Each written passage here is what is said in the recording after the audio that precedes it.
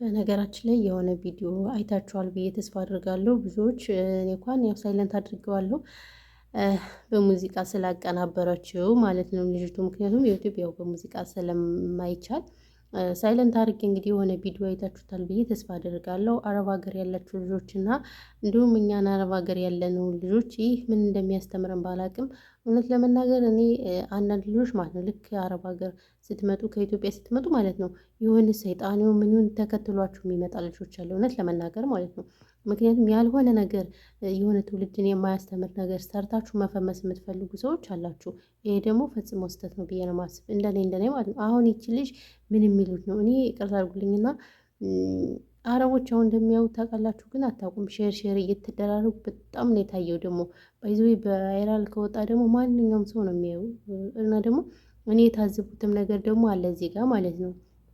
የኛ ሰውን የሚያበረታተው ማለት ነው የሆነ ነገር ስንሆን ነው። በነገራችን ላይ እንደዚህ የሚያደርገው ማለት ነው ወይ ታመም ወይ ምን። ምክንያቱም እቺ ሀና በምትባለው ልጅ ራሱ አይቼዋለሁ። ሀና የምትባለው ልጅ እንግዲህ በህይወት እያለች ሺቲ እየሸጠች አበረታቱኝ፣ ፎሎ አድርጉኝ፣ ሼር አድርጉልኝ ስትል አንድ ሺ ራሱ አይታይም። የስራ አካውንት ነው። ነገር ግን ሀና የለችም ሲባል ሀና አረፈች ሲባል የገቡ ከ20 ሺህ ነው ምናምን ፎሎወር ወደ 100 ምናምን ፎሎወር ነው ያደረጉት። 100 ሺህ ማለት ነው። ይሄ ደግሞ አግባብ አይደለም እንደ ሰውኛ ማለት ነው።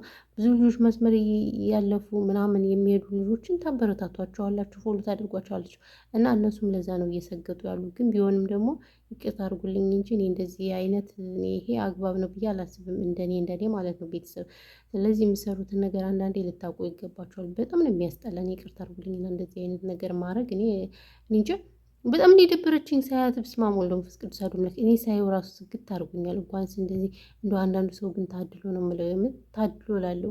በስመ አብ ብቻ እኔ አላውቅም። የሚሰሩት ስራ እዚህ ቲክቶክ ላይ በተለይ የሚሰሩት ስራ ኧረ ባባጃሌው እንዴት እንደሚያስጠሉ። በቃ ቤተሰብ ራሱ ያላቸው አይመስለኝም።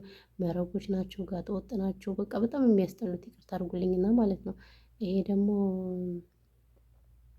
በጣም ነው የሚያስጠላው ብያለሁ። በጣም ነው የሚደብሩት። ጌታን ነው የምላችሁ። እኔ በጣም አስጠላችኝ። በቃ ሳያት ራሱ ዘጋችኝ። እኔ እንኳንስ እንደዚህ ላድርግ ይቅርና በጣም ነው ያስጠላችኝ የምር። እኔ ምን እንደሚማሩ ከዚህ ትውልዱ ምን እንደሚማር ነው አንዳንዴ ግራ የሚያጋባኝ። እውነት ለመናገር ምንም የተረገመ ትውልድ፣ የቆሸሸ ትውልድ፣ የተበከለ ትውልድ፣ በብዙ ነገር ትውልድ ተበክሏል። እውነት ለመናገር እና እኔ በጣም ነው ያናደደችኝ። በጣም ከምነግራችሁ በላይ ማለት ነው። አስባችሁታል? አረቦች እንግዲህ ይህንን ቪዲዮ ሲያዩት ወይኔ ኢትዮጵያውያን እኮ ሞዴስ ይበላሉ። እንደውም እነሱ ለእኛ የወረደ ነው አስተሳሰባቸው። እውነት ለመናገር እኔ ድሮ እንደመጣው አረቧ ማለት ነው ምን ትለኛለች መስላችሁ? ድንችና ይሄ በድንጃል አለ አይደለ?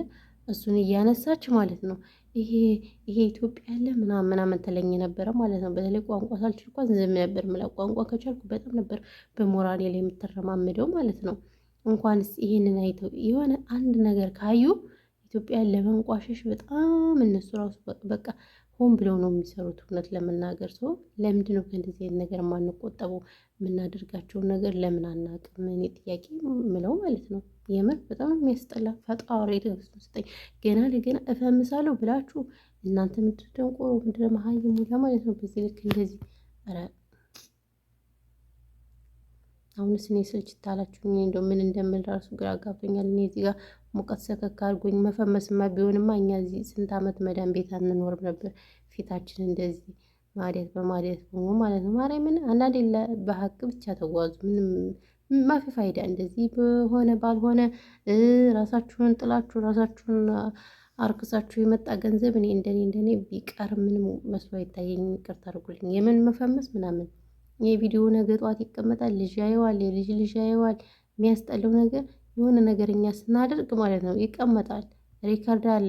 ከዛስ የሆነ ጥሩ ነገር እንኳን ምደርስ ወይኔ እኮ ድሮ እንደዚህ ነበርሽ ምናምን። ከዛ ያንን ሪካርድ እያነሱ እኛን አታክ ለማድረግ ይፈልጋሉ። ይሄ ደግሞ የማይሆን ነገር ነው ብዬ ነው የማስብ። ለማንኛውም እንግዲህ በጣም አዝኛለሁ በተፈጠረው ነገር። ሰላማችሁ ዛሻ እስፋ ወልድ አቤት ቤተሰብ። ይሄ እኮ ቤተሰብ ማጣት እኮ ነው። ለቤተሰብ አለመጨነቅ ነው በቃ። ወይኔ ባባጃሌ ብሏል የሀገሬ ሰው።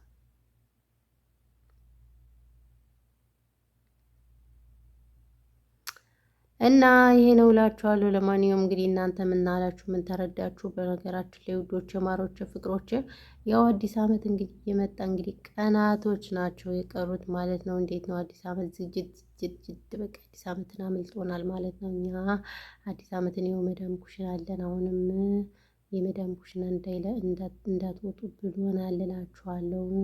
እና ምን ትላላችሁ? እንደ ሀሳብ ማለት ነው። እንደ ሀሳብ ምን ትላላችሁ? አዎ ውዶችዬ ማሮችዬ፣